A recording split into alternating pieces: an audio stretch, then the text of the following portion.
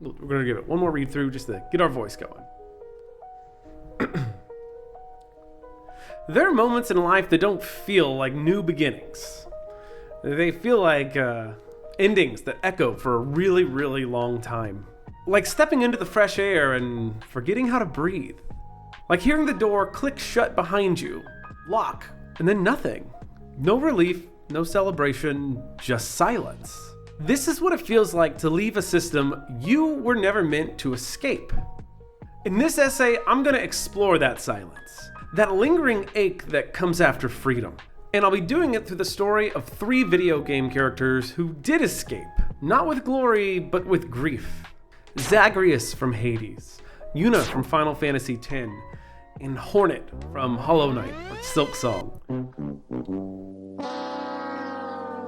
Each of them climb out of a bucket that was meant to define them. A family, a faith, a rotting kingdom. And each of them pays a price for their freedom. If you've ever felt like a crab trapped in a bucket filled with other crabs pulling you down, this video's for you. Come on, let's get going. So what do I mean when I talk about crabs in a bucket?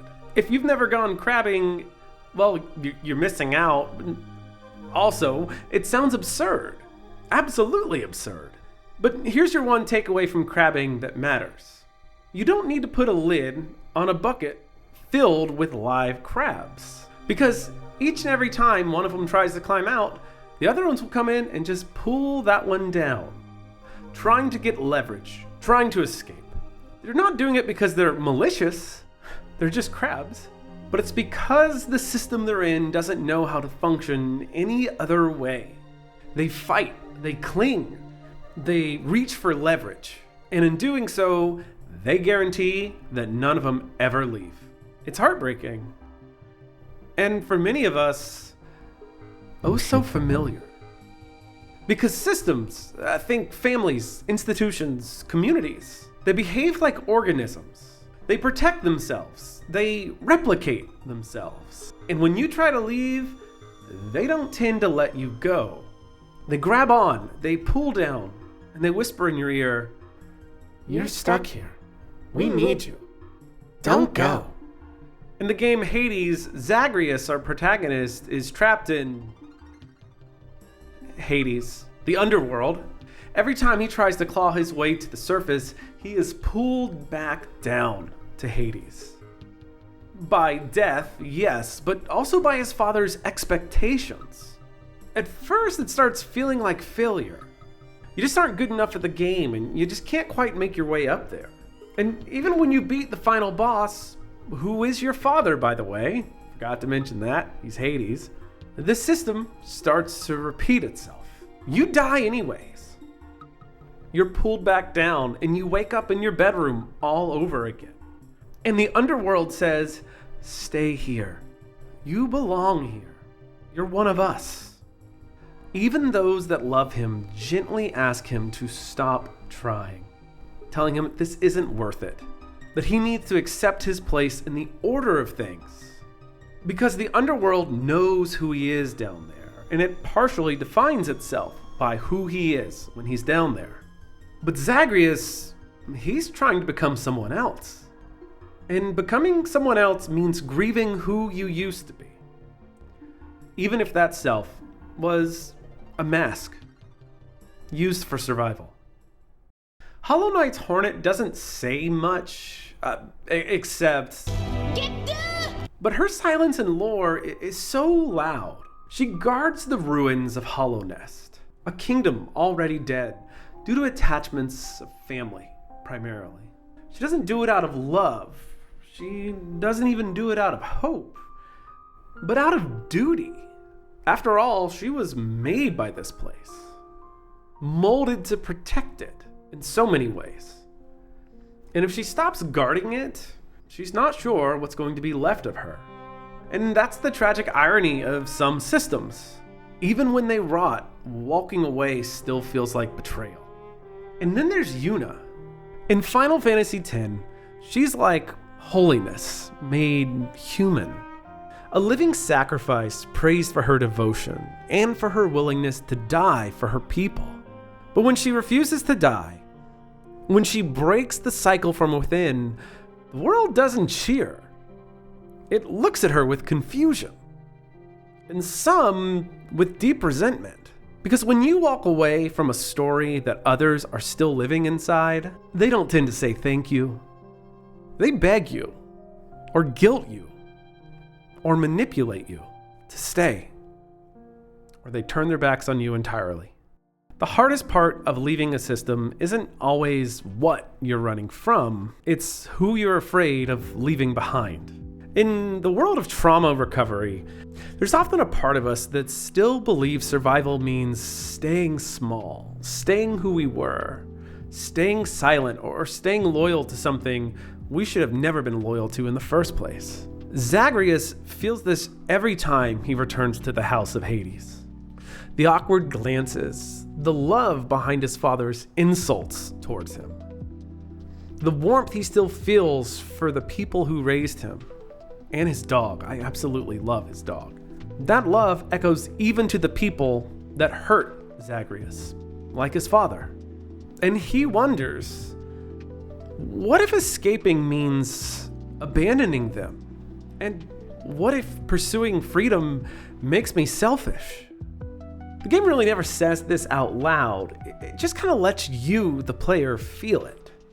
Consider it. In the repetition, in the conversations that trail off, there you are, placing yourself in Zagreus' story. Are you sure you want to escape? Are you really sure? Yuna's story picks up... Oh, I sounded real funny there. Let's try again. Yuna's story picks up in Final Fantasy X-2. Or when I was a kid, I called it Final Fantasy X-2. Don't know why. In Final Fantasy X-2, she's almost unrecognizable. Gone is the solemn summoner.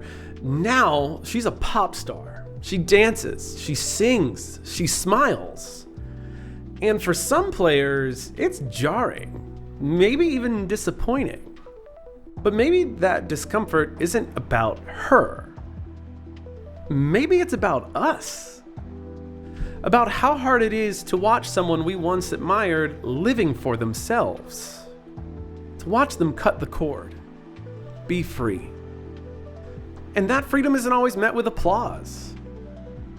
Sometimes it's met with confusion, with guilt, with a quiet sense that you're not the person people once loved anymore.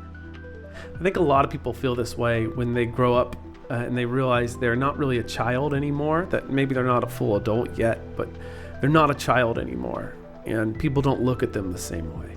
We can see this pain even more clearly, even more viscerally, in an unexpected place. Midge Maisel. In the Amazon series, the TV series, I don't know how you call that, The Marvelous Miss Maisel, which you should watch, it is absolutely amazing. Midge walks off stage from the absolute perfect life. She has the apartment of her dreams, the marriage of her dreams, the family of her dreams, all the money that you could ever ask for. A whole posh, pristine bucket of crabs telling her, "You're so wonderful, you're so pretty, please stay. You're so funny, we love having you here, please stay in this bucket. This is enough, stay here." And then one day, she doesn't. She instead chooses to escape into stand-up comedy, into uncertainty and shame and firelight.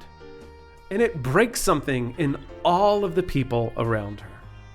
Her parents are humiliated and torn to pieces. Her ex-husband is gutted. Her kids become bystanders for the emotional shrapnel of her life. Emotional shrapnel of her family's shift in status. Choosing herself means disappointing everyone she loves over and over and over and over. There is no villain in The Marvelous Miss Maisel. Only grief. Funny grief. Because for Midge, freedom, even the funny, glamorous kind, came at a huge price. And the hardest part, she keeps choosing it. Because staying small would cost her even more than she was going to lose otherwise. To contrast, then there's Mima from the movie Perfect Blue. Again, if you haven't seen it, you need to see it.